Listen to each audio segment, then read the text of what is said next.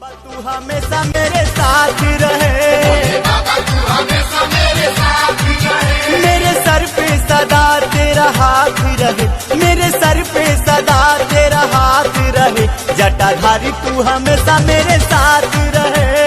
बाबा तू हमेशा मेरे साथ रहे, सब भक्तों के सर पे तेरा हाथ रहे, ओ सब भक्तों के सर पे तेरा हाथ रहे, भोले बाबा तू हमेशा मेरे साथ रहे,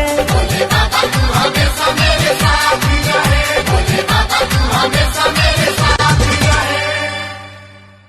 बाबा तू हमेशा मेरे साथ रहे, बाबा तू हमेशा मेरे साथ रहे, मेरे सर पे सदा तेरा हाथ रहे, मेरे सर पे सदा तेरा हाथ रहे, जटाधारी तू हमेशा मेरे साथ रहे, बाबा तू हमेशा मेरे साथ रहे, सब भक्तों के सर पे तेरा हाथ रहे, ओ सब भक्तों के सर पे तेरा हाथ रहे, भोले बाबा तू हमेशा मेरे साथ रहे,